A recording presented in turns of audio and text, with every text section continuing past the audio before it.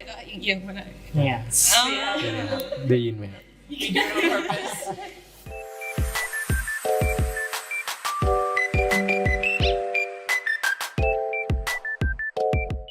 Hey Lovecasters, welcome back to Lovecast the Real Podcast in Thailand. We're your hosts Heather and Alexa, and today on the show we have the stars of the upcoming series Deep Night. We've got First and Shogun with us.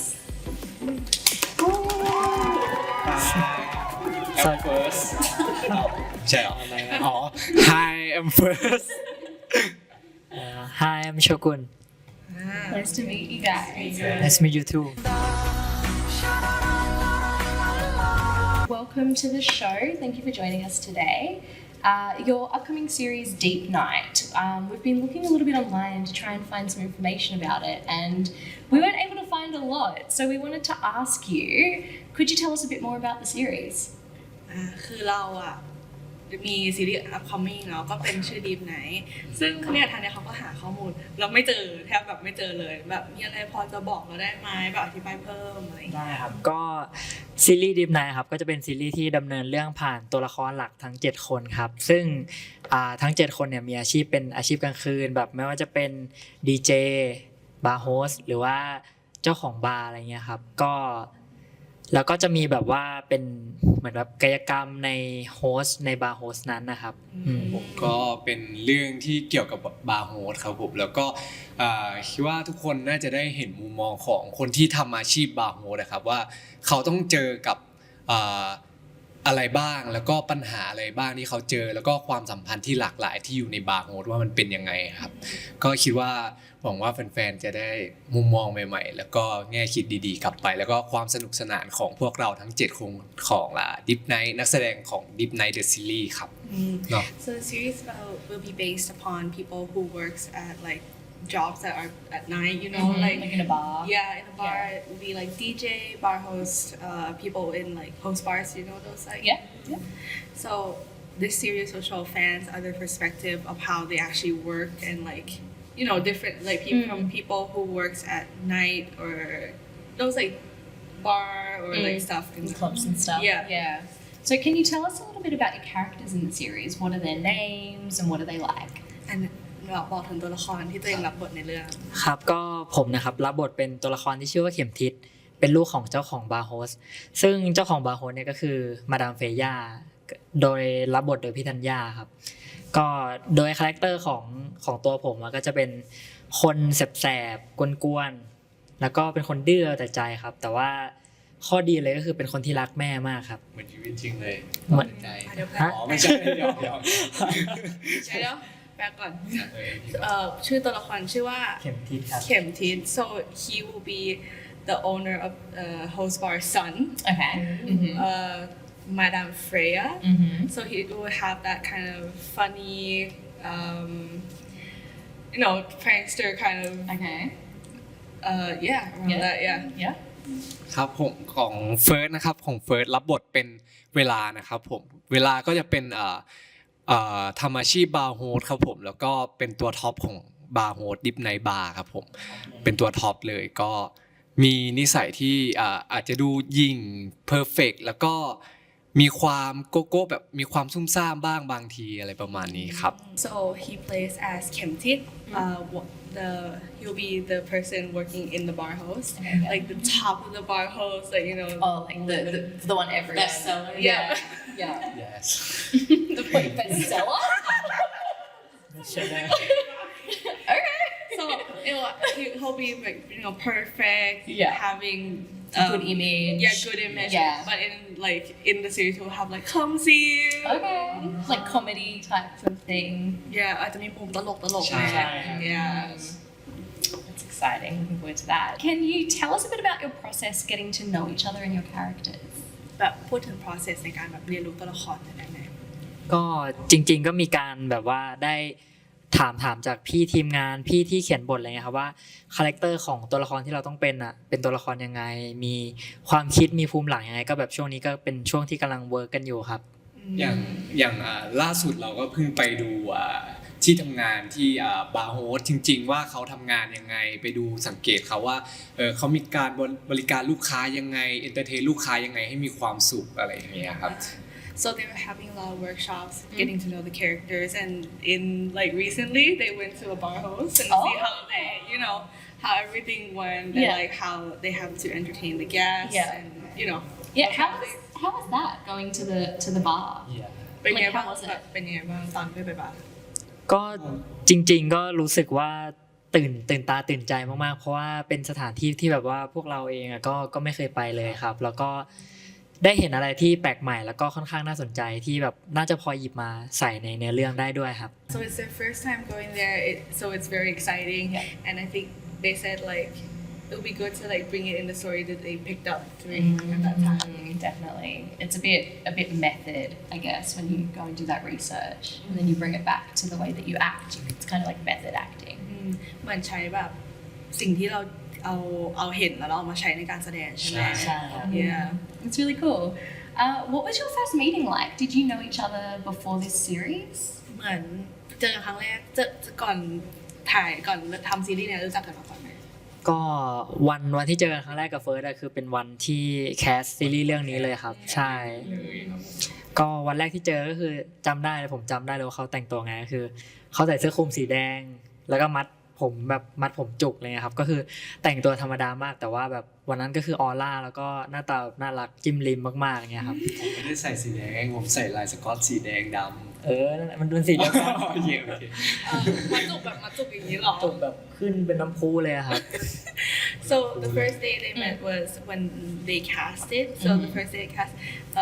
he describes first as having a red kind of sweater cover like Scott,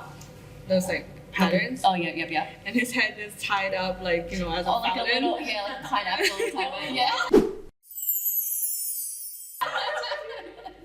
เพื่อนหรอโอเคเหมือนก็ได้ Yeah, Yeah, very memorable. but he said it's very cute, like you know.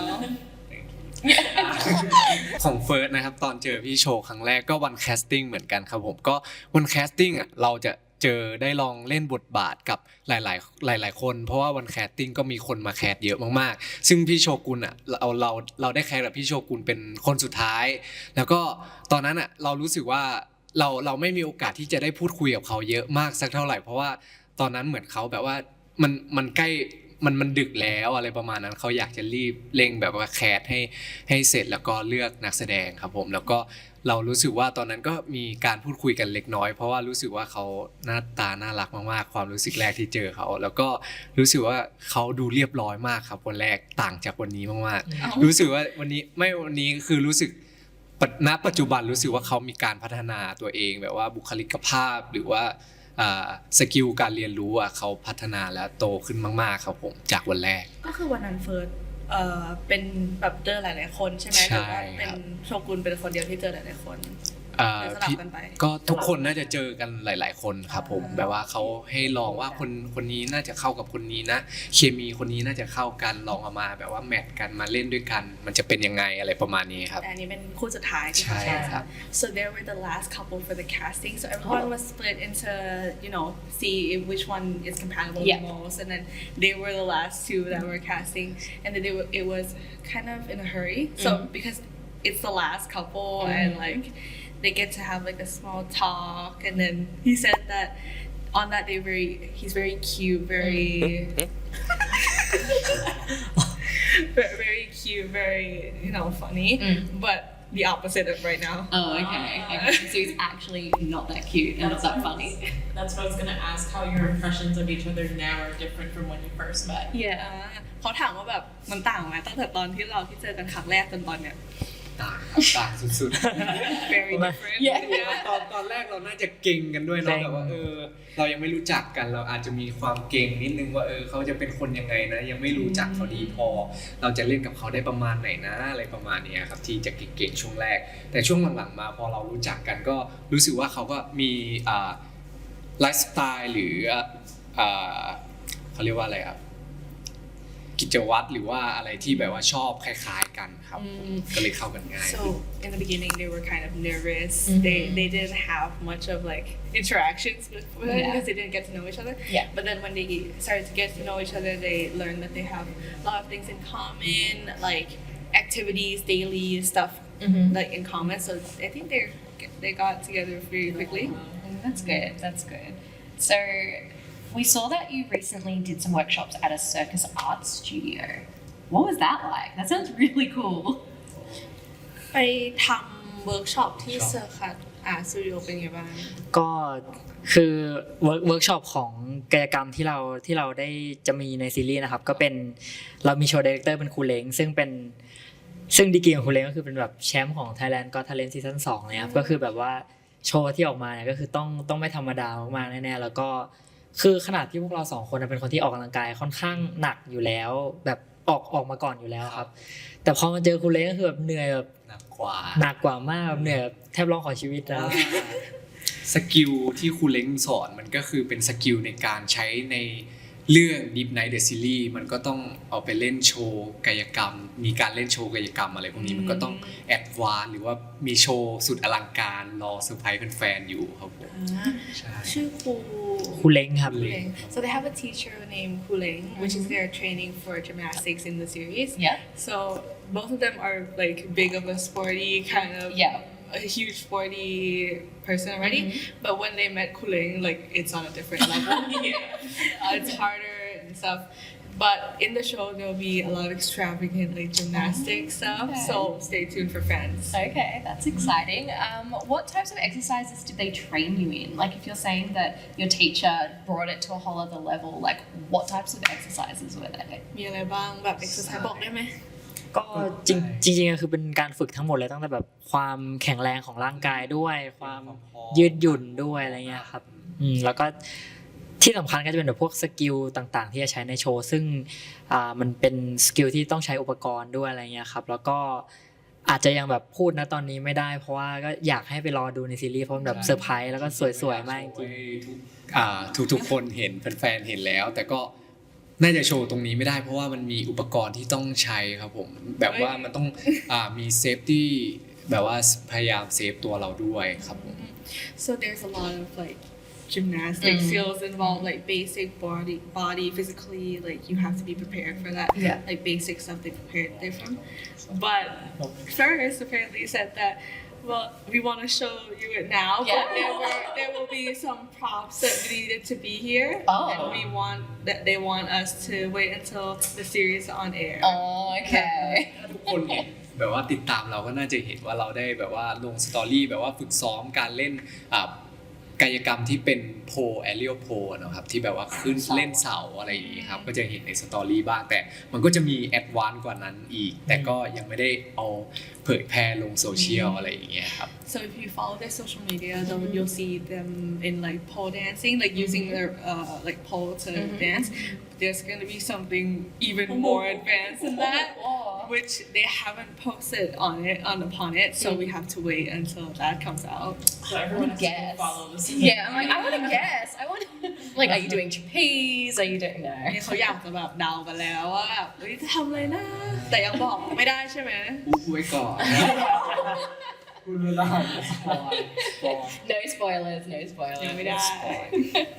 With all of this preparation for the series, have you had any read-throughs of your script yet? Have you read the novel? นี่ก็คือเนี่ยระหว่างเนี้ยก็คือเตรียมพร้อมสำหรับซีรีส์แล้วใช่ไหมได้อ่านสคริปต์หรือยังได้อ่านหนังสือหรือยัง ถ้าเป็นนิยายตัวเต็มเรายังไม่ได้อ่านเนาะแต่แบบเราจะได้รู้บทย่อคร่าวๆว่าเรื่องมันจะไปทิศทางไหนจะเป็นแบบไหนครับผมจากพี่ผู้ใหญ่แบบว่าได้เล่าให้พวกเราฟังนักแสดงทั้ง7คนได้ฟังแล้วก็จากที่ฟังก็รู้สึกตื่นเต้นแล้วก็อยากเล่นบทตัวพอเรารู้ว่าเราจะได้เล่นเป็นอะไรเราก็รู้สึกตื่นเต้นมากๆแล้วก็อยากจะแสดงออกมาให้ทุกคนได้เห็นมากๆครับใช่แล้วก็ช่วงนี้ก็เป็นแบบช่วงที่เรากำลังเวิร์กกันเกี่ยวกับการถ่ายไพลอตเนี่ยครับก็คือช่วงนี้เราก็โฟกัสกันเรื่องไพลอตครับก็เดี๋ยวทุกคนก็น่าจะได้เห็นแบบว่าแนวทางเส้นเรื่องในไพลอตด้วยครับ They haven't read the book fully on yet, but the staff, like people in the company, I think believe have told them all 7 actors what is the story about. Yeah. And you have to wait and see. Yeah. Lots of waiting and seeing. What were your initial thoughts of the story though? So you haven't read the novel, but you've been told about the story. แบบเห็นเรื่องแล้วคิดไงบ้าง รู้สึกยังไงแบบ เอาหมายถึงว่าพอเห็นในเนื้อเรื่องย่อของเราใช่ไหมครับ like when they heard about what the Yeah. story is about ใช่ใช่ ก็จริงๆผมจริงพวกเราทุกคนนะรู้สึกตื่นเต้นมากๆเพราะว่ามันในเนื้อเรื่องเนี่ยมันเป็นอาชีพเกี่ยวกับอาชีพกลางคืนซะส่วนใหญ่เนาะก็เป็นบาร์โฮสดีเจแล้วก็เจ้าของบาร์ครับก็รู้สึกว่าคือเป็นอาชีพที่เราอ่ะไม่ค่อยได้รู้ความคิดของเขาในชีวิตจริง ยังไม่รู้ว่าอาชีพของเขาเป็นยังไงจริงๆ ใช่ แล้วก็จริงๆอ่ะเรารู้สึกสนใจกับอาชีพนี้อยู่แล้วสำหรับผมนะครับพี่โชว์ ๆจริงๆก็แอบสนใจแต่ว่าคือแบบเหมือนผมอะไม่ค่อยได้มีโอกาสแบบไปคลุกคลีกับคนที่ทำอาชีพเหล่านี้ครับก็เลยแบบไม่ค่อยรู้ว่ารายละเอียดงานหรือว่าสิ่งที่เขาต้องเจอในชีวิตประจำวันเนี่ยเป็นไงบ้างแล้วแบบเหมือนพอเราต้องมาเล่นบทบาทพวกเนี้ยเราก็ตื่นเต้นเพราะว่าเราจะได้ลงไปรู้จักกับพวกเขาจริงๆอะไรอย่างเงี้ยครับ But like personally they're really interested in like these to call them like these kind of like work stuff Yeah. like as a bar host workers and stuff they're both really interested in how they work and how like they live their lives as with that job yeah Okay, that's really cool. I don't know if I'd be able to be a bar host or anything like that. You've got to be on a lot and you've got to like really sell yourself and I'm horrible at that. Yeah. เขานึกภาพไม่ออกว่าถ้าตัวเองต้องมาแบบทำงานบาร์โฮสอย่างเงี้ยทำยังไงแบบเขาคิดภาพตัวเองตอนนั้นไม่ออกเลยอะไรเงี้ย เราต้องลองไปเที่ยวดู you have to แอบ go ไปเที่ยว Oh, I have to go and experience it. Do you have suggestions? Do you have a suggestion of which one I should go to? มีแนะนำไหม ไม่ยังไม่มีเหมือนกันยังไม่รู้เหมือนกันครับ I don't know Just หมาย go. ถึงว่า just สถานที่ yeah. เที่ยวบาร์โฮสเหรอ ใช่ ก็ถ้าที่เราไปล่าสุดอ่ะมันเป็นชื่อว่าแอสการ์ดครับผมชื่อ I'll give เดี๋ยว ใช่ ให้เขานิดนึง context Asgard is a bar host which is like very famous in Thailand Okay. for their Yeah. how they're good looking boys yeah Okay. Okay. So that's the one. it's funny that I know this Yeah, it's like, you're a แปลกที่หนู baby. พี่เขาอยากลองไปไหมครับ do you want to try I don't know if we have No time for this. comment. no comment no comment เขาน่าจะยังไม่มีเวลาเพราะว่าแบบคิวแน่นมากพวกนั้น So, from what we know, filming hasn't started for the show yet. What are you guys both looking forward to about being on set when the time comes? ตอนเนี้ยยังไม่เริ่มถ่ายใช่ไหมตามที่เรารู้กันรู้สึกตื่นเต้นไหมอยากรู้สึกคิดว่าเข้าไปในเซตแล้วตื่นเต้นไหมแบบอยากเจออะไรบางอย่างแรกอยากทำอะไร รู้สึกตื่นเต้นไหมผมรู้สึกตื่นเต้นมากครับ แล้วก็คิดว่าถ้าตอนออกกองจะเจอกับอะไรก็คงเจอกับความสนุกสนานของพวกเราที่ไม่ได้มีแค่พวกเราสองคนมีแค่มีนักแสดงคนอื่นๆด้วยคู่อื่นด้วยก็มีพี่เนปจูนพี่ฉลามพี่ซีเกมแล้วก็อีกคู่หนึ่งก็จะเป็นพี่ซันพี่นาธานนะครับผม like working with other people in the cast members ก็ขอชื่ออีกที ฉลาม ฉลามเนปจูนซีเกม นาธาน และ ซัน yeah they're very excited to Yeah, work work with them Yeah. yeah ประมาณนั้น ครับผม มีไหม ซึ่งพี่ๆทั้ง5คนเมื่อกี้ที่พูดถึงไปครับก็ค่อนข้างซนแล้วก็แบบมีความดื้อทุกคนไม่ใช่เรา จริงๆอ่ะผมว่าในพวกเรา7คนนะพวกเรา2คนน่าจะ They said that at first they said the 5 of them that they just named are very like naughty like like cheeky. yeah cheeky. Yeah. But then they said like I think them both are like the most cheeky Oh, really? Ass, basically. yeah ทั้งแคสเลยใช่ไหม ใช่ครับก็เลยคิดว่าน่าจะสนุกแน่ๆครับตอนทำงานจริงๆเนี่ยครับ คิดว่ามันต้องออกมาสนุกแน่ It must be like fun to work with everyone Yeah. okay I was gonna say, is there like, are you planning to pull any pranks or do anything to keep the mood up on set? เตรียมแกล้งใครไหมในเซตมีแบบแพงก็เหมือนแบบว่าแบบแกล้ง Has a prank already been Yeah. played? Yeah, I'll give an example เนี่ยคนที่เราสัมภาษณ์ก่อนอันเนี้ยก็เป็นพวกที่เข้าซีนมาแล้วเข้ากองมาแล้วเขาก็จะเป็นแนวแบบแอบถ่ายตอนนอนแกล้งปลุกอะไรอย่างเงี้ยมีไหมแผนที่จะทำเลยไหม อ๋อมีมาแล้วโดนไปแล้วซีเกม โดนนะ ต สิ อนถ่ายตอนรับตอนถ่ายโปสเตอร์ ใช่ตอนที่เราถ่ายโปสเตอร์ไปก็จะมีน้องซีเกมครับเป็นน้องเล็กสุดในกองก็จะเป็นน้องที่ขี้เซาตลอดเวลาก็เลยโดนพวกเราแกล้งแบบถ่ายรูปมาแฉอะไรเงี้ยครับ So when they were doing the posters there's one of the cast named Seagame right? Yeah. So he's the youngest and he's very like a sleepyhead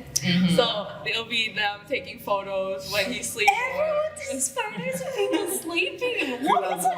it? เราจะมีกลุ่มแชทไลน์อะครับคุยกันในไลน์เป็นกลุ่มเป็นแก๊งใช่ไหมครับก็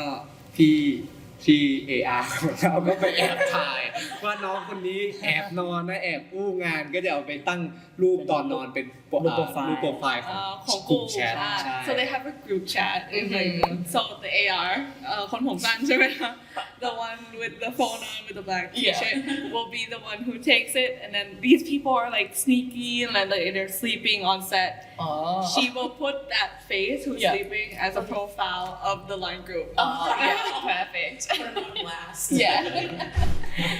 ใครแอบนอนนี่คือไม่รอดพี่เขาก็บอกว่าเดี๋ยวจะแอบถ่ายถ้าใครแอบนอน เปลี่ยนไปเรื่อยๆ so whoever sleeps on set won't everyone will catch them and then they'll take a photo So you need to make sure you change don't every fall time. asleep on set. Have a lot of coffee on hand so you Yeah. can stay awake. ผมไม่ Yeah. มีทางเป็นคนนั้นแน่นอน It won't be you first. Oh, really? Person, We'll, not me. we'll see afterwards. Afterwards, we'll have to see. So, Shogun, from what we can see, this is your first acting project. Have you gotten any advice from First or your other co-stars ahead of filming? อันนี้เป็นเรื่องแรกของโชกุนเนาะมีได้แบบ advice จากเฟิร์สไหมหรือว่าใครในแคสไหม ก็จริงๆอะผมแบบค่อนข้างตื่นเต้นเพราะว่าเป็นเรื่องแรกจริง ๆ เลยแล้วก็แบบมีแอบเครียดแล้วก็แอบกังวลในตอนที่ทำงานช่วงแรกแต่ว่าก็จะได้เฟิร์สเนี่ยแบบว่าก็จะมี What the is going on in here on this day? แบบปรึกษากันเวลาที่เจอกันด้วย แล้วก็ตอนกลับบ้านก็มีแอบโทรไปถามว่า เราควรจะจัดการกับเรื่องพวกนี้ยังไงดี มีวิธีรับมือกับการทำงานยังไงบ้างเนี่ยครับแต่ว่า โทรมาถามเรื่องงานหรือโทรมาถามเรื่องอะไรพี่ อุ้ย แล้วผมก็แบบว่าเป็นคุยกันเรื่องอื่นๆด้วย แต่ว่าส่วนใหญ่ก็จะแบบเป็นปรึกษาด้วยครับเพราะว่าเหมือนเฟิร์สอะประสบการณ์ทำงานค่อนข้างเยอะ แล้วก็แบบเหมือนเฟิร์สเป็นคนที่ให้คำแนะนำได้ดีอะครับso when it will be asking for some advice and then maybe calling him asking what he could change upon like what his acting was today Like, what can he and then improve on? first kind of said like are you sure it's only just work ส่วนใหญ่ใช่ไหมเป็นเรื่องงาน like mostly it's work Okay.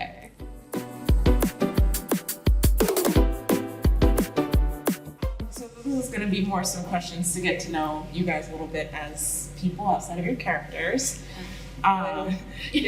เดี๋ยวคำถามมันจะกลายเป็นว่าแบบให้แฟนๆต่างชาติรู้ว่าแบบเราเป็นคนยังไงเราแบบเป็นยังไงในชีวิตจริงมากกว่าเพราะว่าจากที่รู้ก็คือเฟิร์สน่าจะมีการสัมภาษณ์อย่างนี้มาแล้วหลายรอบแต่โชกุนน่าจะ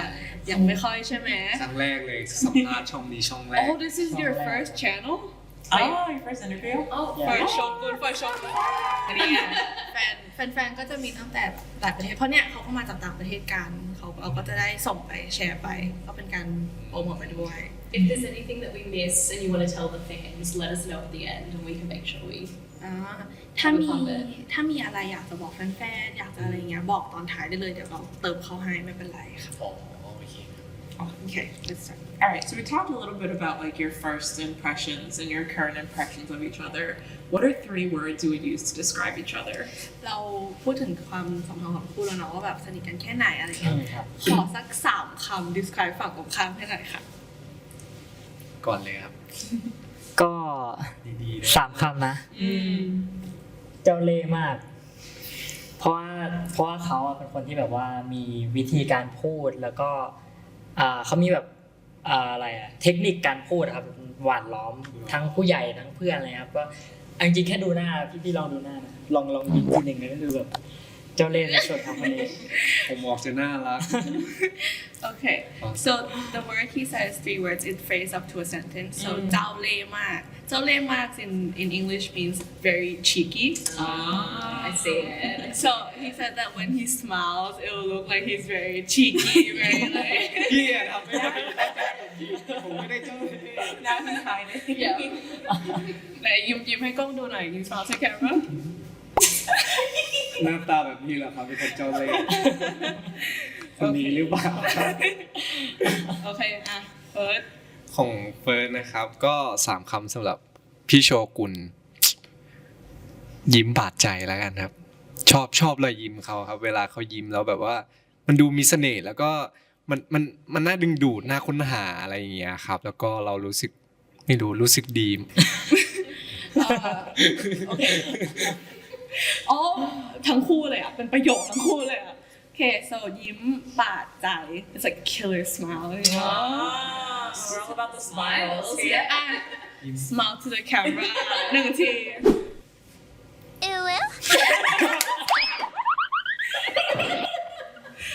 โอเค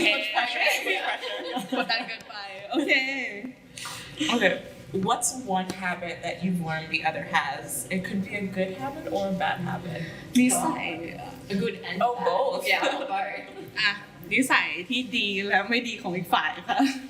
ผมเล่าก่อนเอาคืน เริ่มก่อนได้เปรียบ เอาคืนเริ่มก่อนได้เปรียบครับก็เขาจะเป็นคนที่ค่อนข้างขี้บ่นครับไม่รู้ว่า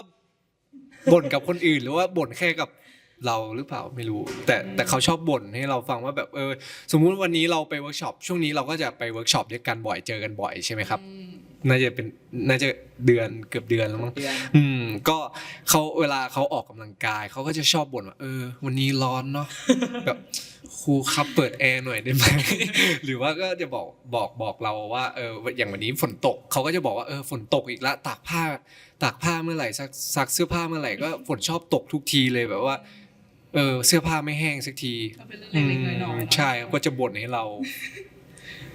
ไม่ก็คือถ้าเกิดว่า เดี๋ยวก็เดินไปก่อนเดิน He's gonna judge himself. So first says that he's very like he complains to him a lot about like tiny stuff. Maybe like every time I wash my clothes, it always rains or anything like those small things. Like even the small thing he complains to first, and then ให้แก้ตัว ก็คือจริงๆผมก็เป็น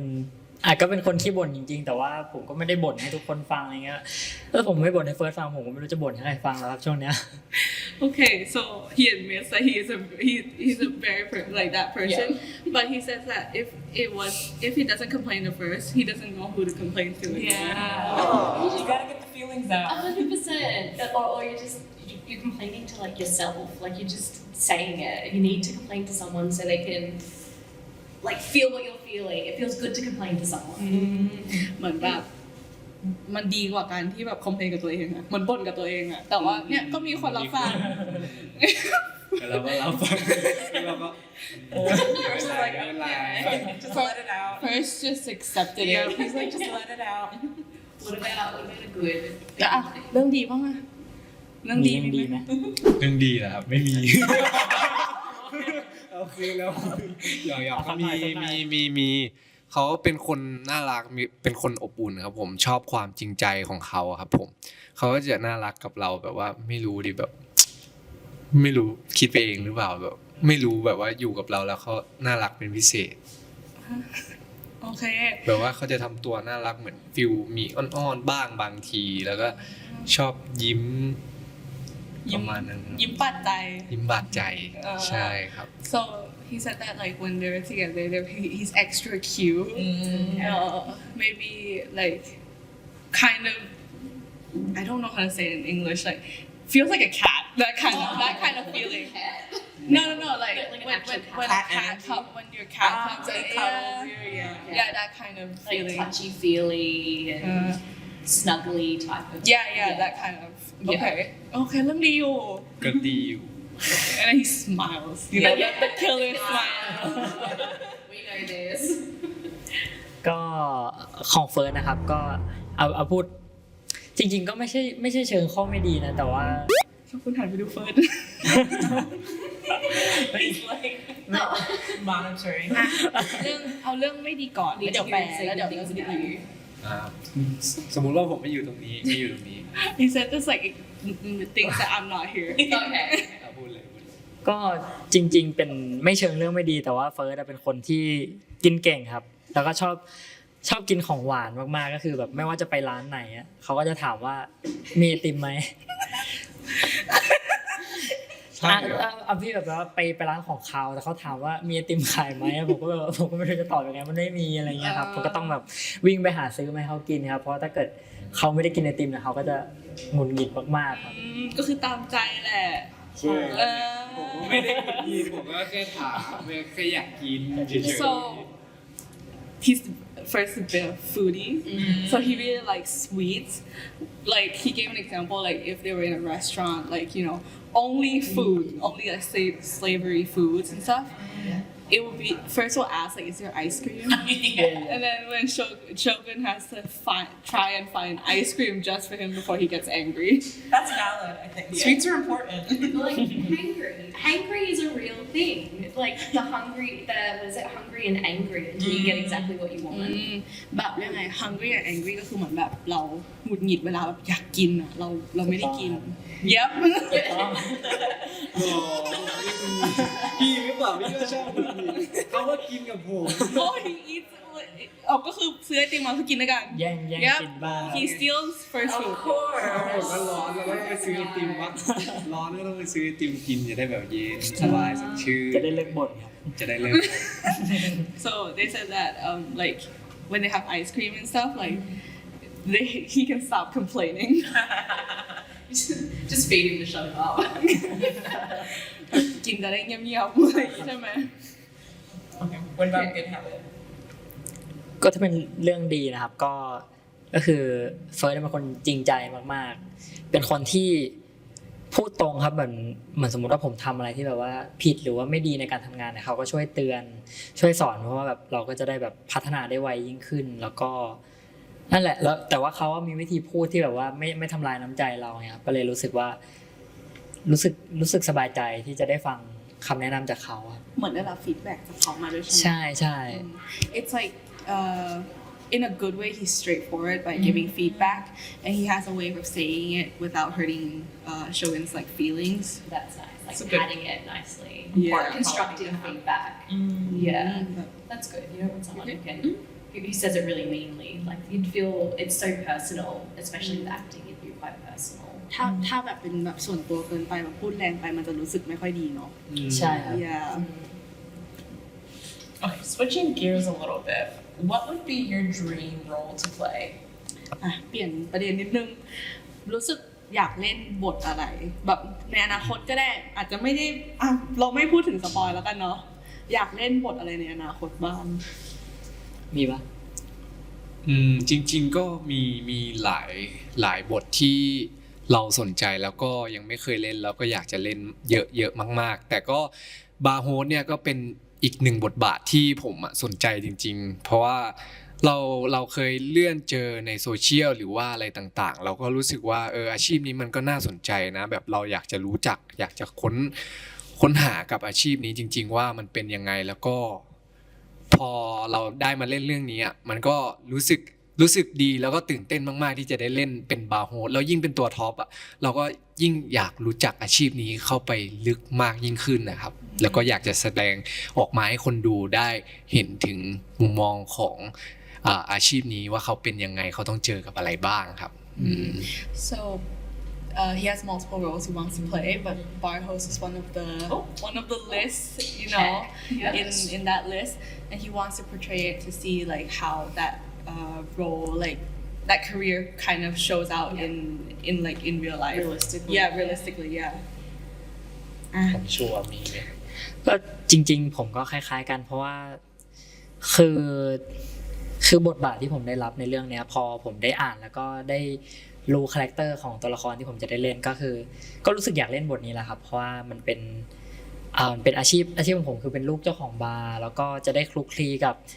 คนที่ทำอาชีพนี้หลายด้านไม่ว่าจะเป็นบาร์โฮสด้วยหรือว่าดีเจอะไรเงี้ยซึ่ง ในชีวิตประจำวันผมไม่ค่อยรู้เรื่องด้วย ก็เลยแบบพอได้เล่นเป็นอาชีพเนี้ยก็รู้สึกว่าน่าจะได้รู้จักพวกเขามากขึ้นแบบรู้จักแบบลึกจริงๆไม่ใช่แค่ผิวเผินเนี่ยครับ Like similar with first, like Shogun is the son of the owner, so you'll like he has time to talk with like DJ, the bartender, kind of people who work in that area as well. So it's like deep like analysis kind of. It's not just what we see from the outside. It's Right. the inside of the whole industry as well. Yeah. Is that why you enjoy acting? You get to experience different personalities, different other careers, that type of thing. มันเป็นหนึ่งในแบบเป็นเหตุผลที่ชอบ acting มากแบบนี้คือเป็นการเป็นนักแสดงมากๆปะเพราะว่าแบบมันให้รู้ลึกถึงแบบสิ่งที่เราไม่ค่อยเห็นเราไม่ค่อยรู้ในชีวิตประจำวันใช่ไหม ด้วยครับผมก็เราพอเราไม่รู้จักแล้วเราได้รับบทบาท เราก็อยากทำออกมาให้ดีที่สุดแล้วก็อยากจะถ่ายทอดอารมณ์ให้ถึงกับคนดูว่าให้ได้รับรู้ว่าอาชีพแต่ละอาชีพมันเป็นยังไงครับผมแต่รู้สึกตั้งแต่ที่เล่นมาเฟิร์นก็รู้สึกว่าทุกอาชีพมันก็มีทั้งดีและก็ไม่ดีเหมือนกันหมดครับ It's like showing how like the audience of what that like job was about like to let them understand more like I think they give an example เหมือนแบบยกตัวอย่างเรื่องนี้ก็ได้เนาะ like give an example like this one like as a bar host it's like the audience can understand what it is like in reality as well Yeah, it gives people perspective they might not get otherwise. Yeah. ให้เห็นแบบมุมมองของแบบคนอื่นถ้าแบบไม่ได้อยู่ในนั้นจริงๆอะไรอย่างงี้ใช่ไหม ใช่ Yeah That's really awesome. So Shogun, we saw on your Twitter that you've posted some short covers here and there. So we're curious how long you've been playing guitar for. เล่นกินคือเนี่ยเขาเห็นโทกุ แอ เล่ ด น ในทวิตเตอร์ก็จริงแล้วผมเป็นคนที่เล่นไม่ได้เล่นบ่อยขนาดนั้นก็แบบ2-3 เดือนหยิบมาเล่นสักท่อนฮุกนึงถ่ายคลิปแล้วก็ไม่เล่นแล้วเนี่ยครับก็คือถ้านับเวลาจริงๆก็น่าจะประมาณปีหนึ่งได้ครับที่เพิ่งหัดเล่นก็ยังไม่ค่อยเก่งมากเมื่อก่อนเล่นเป็นกองชุดครับตอนนี้เพิ่งเปลี่ยนมาเล่นกีตาร์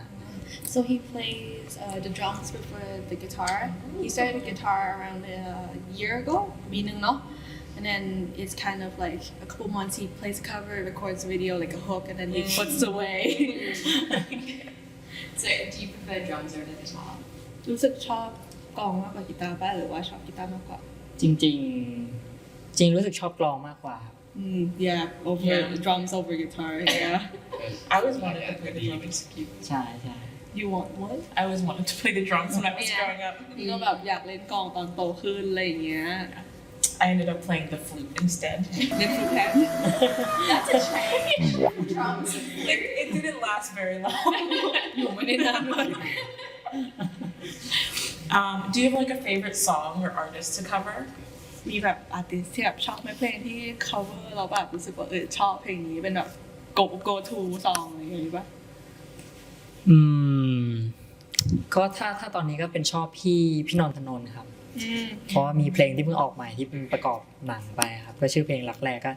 ชอบแต่ว่าร้องค่อนข้างยากช่วงนี้ก็กำลังแบบหัดร้องอยู่ครับ Okay, just the context. Nontanon is a very famous artist in Thailand. He just came out with a song called Rak Lek.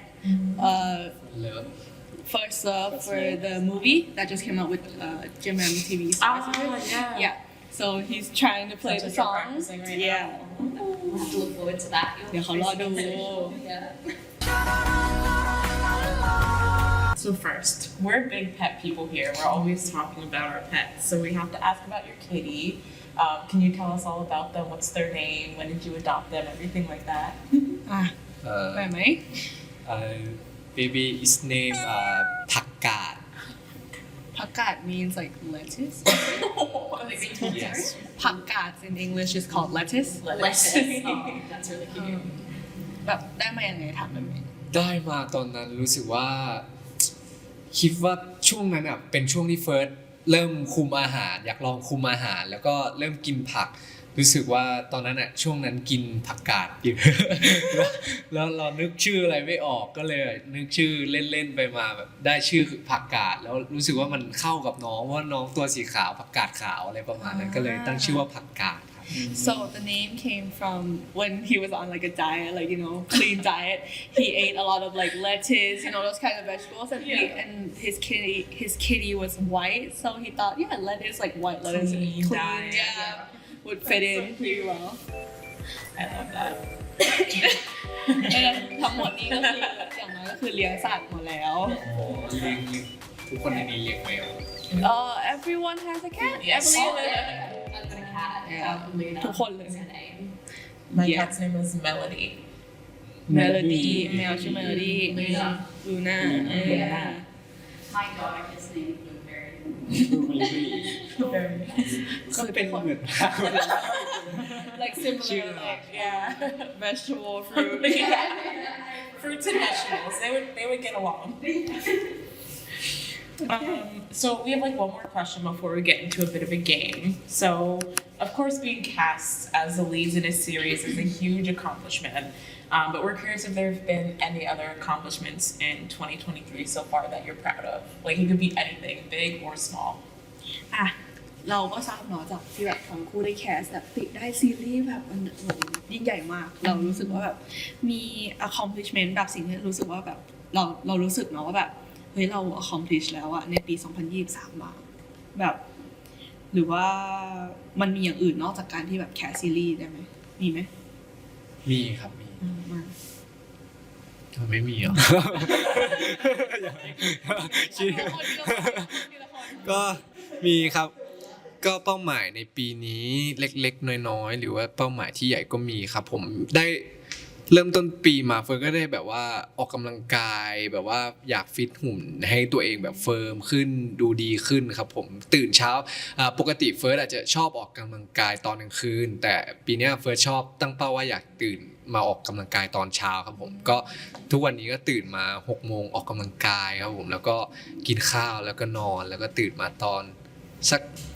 บางทีก็เผลอหลับยาวมาตื่นมาบ่ายแล้วก็กินข้าวแล้วก็ไปทำงานอะไรอย่างเงี้ยครับก็ตอนเย็นก็ออกอีกใช่ แล้วก็คือตอนนี้ก็คือเหมือนตอนนี้ก็คือเริ่มตื่นเช้ามากขึ้น ใช่ครับเหมือนรู้สึกแฮปปี้เวลาตื่นเช้าว่าเวลาตื่นเช้ามันก็รู้สึกสดชื่นแล้วก็เราก็มีแรงในการทำงานเพิ่ม energy ให้ตัวเราด้วยครับผมรู้สึกเฟรชครับผม So he this year he tries to like wake up early, exercise in the morning instead of like the night. Change his routine because he could be like more fresh before work and stuff. อ่ะมีไหม ก็ ของผมถ้าเป็นเป้าหมายแบบระยะช่วงเนี้ยครับก็จะเป็นเรื่องหุ่นเหมือนกันเพราะว่าเมื่อก่อนน่ะจะเป็นคนที่ค่อนข้างผอมมากแล้วก็ไม่ค่อยมั่นใจในหุ่นตัวเองครับก็เลย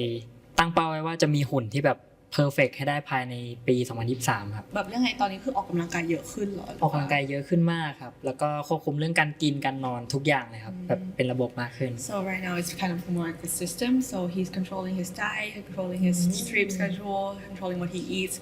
and he thinks that he wants to have like a fitter kind of body shape at the end of the year. That shows your progress by the end of the year. Do you have a plan already for it? มีแพลนไหม What do you mean like plan? Like, do you have an exercise schedule already? Are you planning to gain muscle or like what's that? อยากแบบมีกล้ามแบบเหมือนเขาถามว่าแบบแพลนอะไรแบบมีกล้ามเนื้อมากขึ้นแบบอยากมีอะไรอย่างงี้ป่ะ ก็แพลนของผมก็คือแบบมีกล้ามเนื้อมากขึ้นแบบว่าเป็นหุ่นที่สมส่วนกับความสูงตัวเองด้วย แล้วก็เป็นหุ่นที่ลีนชัดแบบถอดเสื้อมาคือต้องเท่เลยอะไรเงี้ย อ๋อเฟิร์นทำหน้าไงไปเพราะว่ายังไง Okay, so he wants to have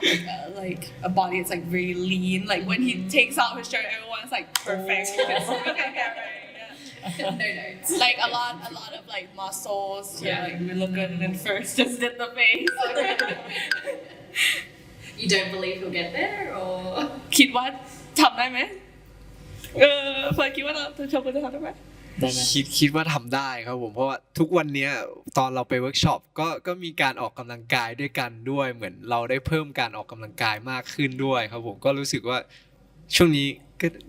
เหมือนเห็นรูปร่างเขาแบบว่าพัฒนาขึ้นจากวันแรกจริงๆอย่างที่บอกไปตอนแรกอะครับใช่ So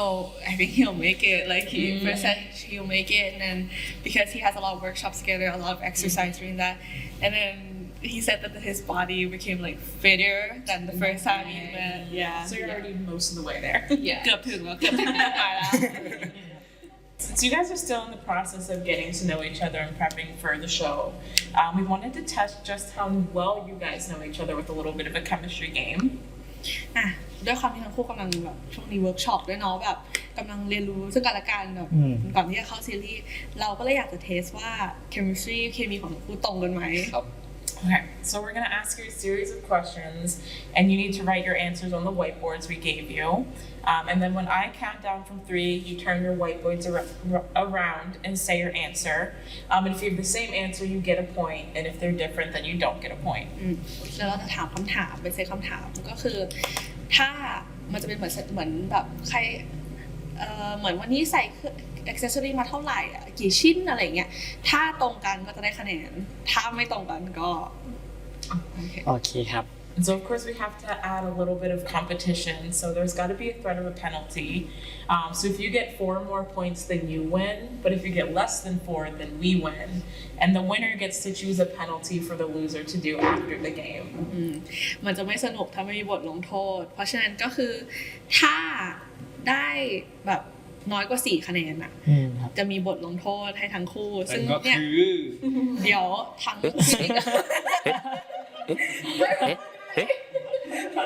เดี๋ยวพิธีกร2 คนจะเป็นคนเลือกให้ทำไมเฟิร์สอยากเลือกเหรอแต่ถ้าทั้งคู่ชนะทั้งคู่จะได้เป็นคนเลือกบทลงโทษให้พิธีกรทั้ง2 คนแทนเซนเตอร์ไม่เกี่ยวโอเค yeah Okay, ready? All right, so the first question, what is Shogun's go-to drink order at a cafe? ปิดบอร์ดของตัวเองเป็นเวลาไปคาเฟ่ไปสั่งเครื่องดื่มเป็นอะไรเป็นอย่างแรกที่โชกุนจะเป็นคนเป็นแบบเมนูภาษาไทยก็ได้ค่ะ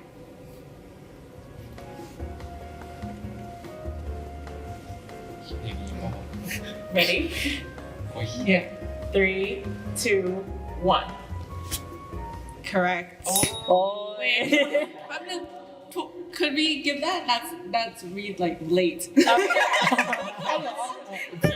ทีสองตัว โอเคแต่ก็หมายถึงลาเต้ใช่ไหมโอเค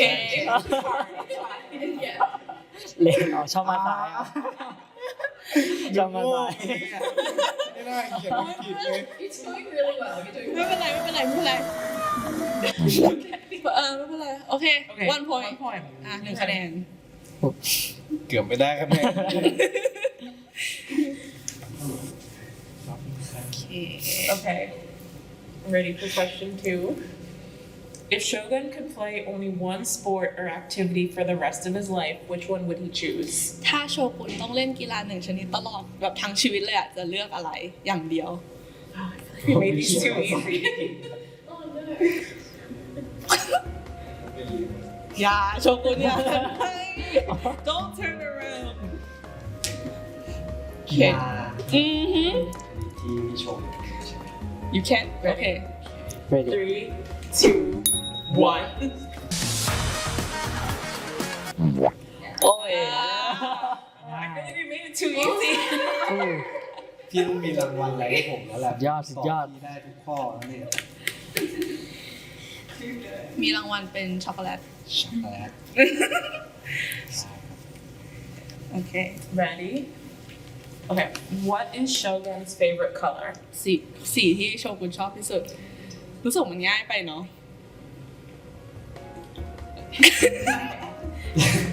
อันนี้เป็นเรื่องไม่ค่อย Oh they're not sure about this one Good. Good. good You have nice handwriting. เขาบอกว่าชมแบบลายมือ แล้ว สว มาย สวย thank you ไม่สวยหรอ อันไหน Ready? อันเดี๋ยวหันมาก่อน 3, 2 1 no เอ้ย มันไม่รู้ว่า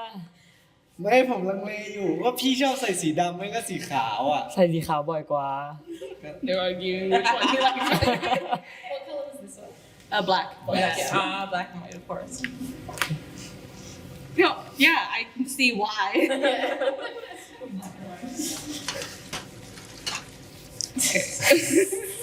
เอางอนผมมาเนี่ยขอโทษ ไม่รู้ นี่ไงหลังจากนี้ก็รู้แล้ว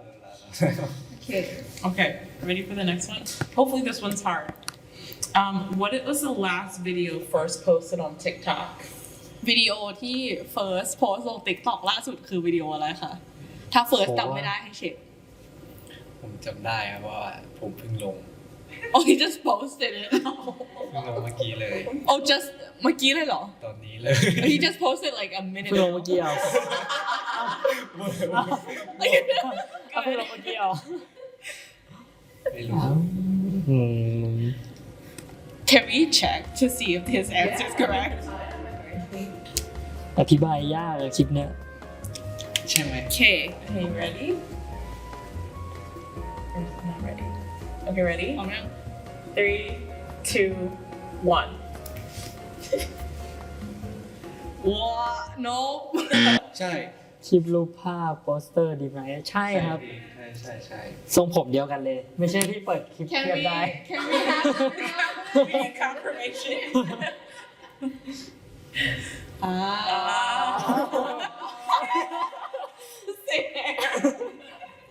โอเค โอ้ดูว่า โอเค เป๊ะมาก 1 คะแนน3 คะแนน So it counts? It counts It counts Okay. Heather, I think we're gonna lose. ถ้า We got 2-2. Yeah no It was 3-1. ถ้าทั้งคู่ตอบคำถามไม่เหลือถูกอีกข้อเดียวก็ชนะเลย ชนะเลยครับ ตอนนี้เหลืออีกกี่ข้อ ชนะแน่นอน เหลืออีก ข้อสุดท้ายอย่าบอก 2 ข้อค่ะ ไม่มีโอกาส โอกาส มีโอกาสถูก พีค ไม่มีโอกาสพีค So I asked him, is there a chance? And I thought I was like, is there a chance of them winning? And we said, yeah, wrong. We're gonna get wrong. You Okay. jinx it. If you say you're gonna win, you jinx it. Okay, where would first prefer to vacation, the beach or the mountains? ระหว่างภูเขากับทะเลรู้สึกทั้งคู่จะเลือกอะไร แล้วเฟิร์สนะเฟิร์สจะเลือกอะไร อ๋อภูเขากับทะเลเฟิร์สจะเลือกอะไร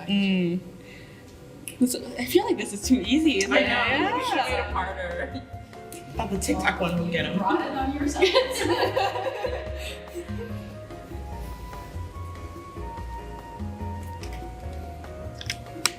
Oh no. No. Are you ready? พร้อมยัง เอาละครับ Three, Okay. 2, 1. Yep. โอ้ในใจสุด ไม่โดนแล้ว We'll still do the last question. ถึงแม้ว่าทั้งคู่จะชนะแล้วขอข้อสุดท้ายอีกข้อหนึ่งได้ไหม ได้ครับผม โอเค So the last one is, what is first's favorite accessory to wear? accessory ของเฟิร์สที่แบบใส่บ่อยที่สุดแบบชอบใส่ที่สุดโชกุนอย่าหันไป ๆอืม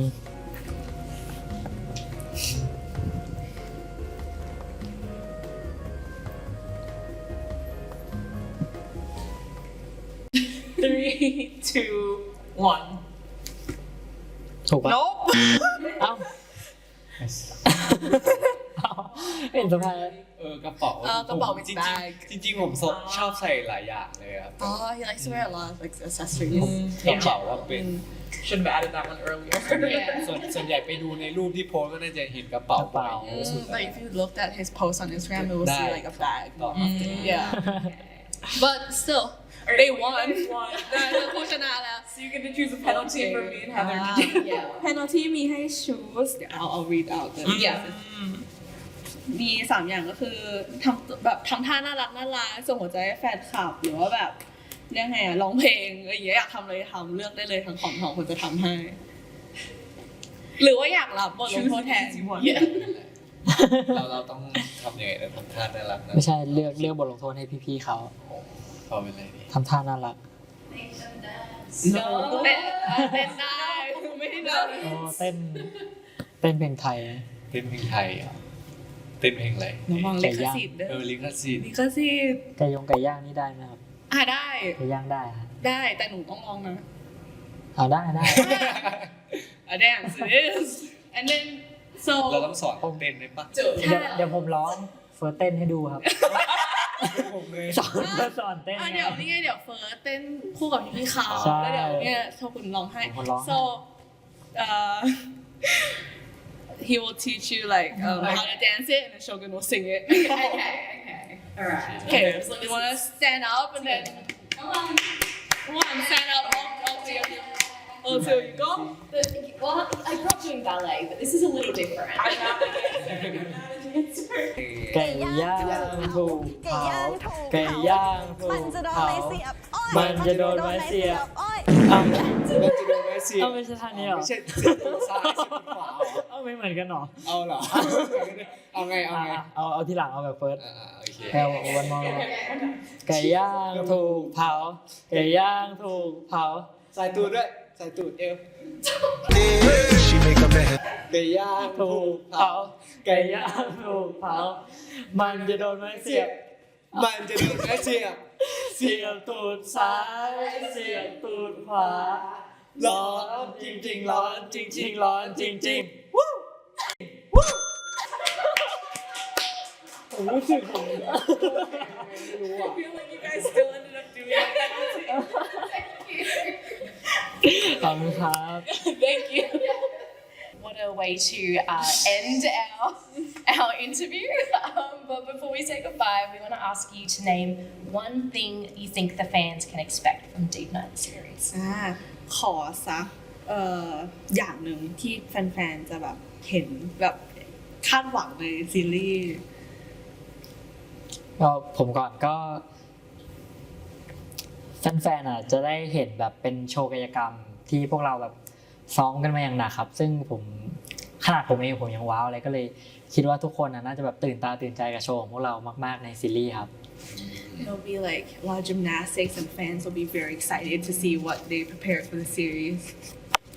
แต่ไม่ใช่ไก่ย่างนะ But it won't be that there. ครับผมก็สิ่งที่คาดว่าแฟนๆจะได้รับอย่างแน่นอนก็คิดว่าน่าจะได้รับมุมมองใหม่ๆที่เกี่ยวกับของอาชีพบาร์โฮสว่าเขาเป็นยังไงจริงๆแล้วก็ได้แง่คิดเกี่ยวกับความสัมพันธ์ของในเรื่องราวนี้แล้วก็เรื่องความสนุกสนานของเรื่องราวของบาร์โฮสในนี้ทั้ง7คนว่าจะออกมาเป็นยังไงเพราะว่ามันมีความสัมพันธ์ที่หลากหลายมากๆเลยครับแล้วหวังว่าทุกคนจะได้รับความสนุกสนานอย่างแน่นอนครับ So you'll see like different perspective of bar hosts in the series, and there will be multiple types of relationship involved in that series as well. So we have to stay tuned to it. Oh, exciting. ครับผม Exciting. Well, thank you. As we're saying goodbye, we've been asking everyone to recommend an emoji or a code word that all the fans watching the interview can put in the comments. So do you guys have an emoji or code word? คือตอนเนี้ยคือทุกคนแล้วแบบเขาอยากให้มีอีโมจิสัก2ตัวเวลาดูเสร็จแล้วจะคอมเมนต์2ตัวเนี้ยขออีโมจิจากทั้งคู่สัก1อันได้ไหมคะ คุยมาจีอะไร อีโมจิคือที่แบบอยู่ในแป้นพิมพ์ ใช่เป็นตัวการ์ตูนสติกเกอร์ ก็เป็นอีโมจิที่เป็นตัวละครหัวเหลืองๆหน้าเหลืองๆทำหน้าแบบนี้ so he wants the emoji of like the yellow person justยิ้มข้าง smiling เดียว into the camera. Okay. ของผมเป็นหัวใจสีแดงแล้วกันครับ Like a red heart. Oh, nice. All right. So make sure And red heart. smiley and red heart in the comments below or above or wherever this is going. Thank you so much, Kirsten and Shogun, for joining us today. It's been so much fun and we wish you all the best for the success of Deep Night series. Thank you Thank you very much And we'll just wave to all of our lovecasters to say goodbye. บอกมือให้แฟนๆแล้วค่ะ บายฝากติดตาม Deep Night The Series ด้วยนะครับ โชกุนมันก็ดูมันก็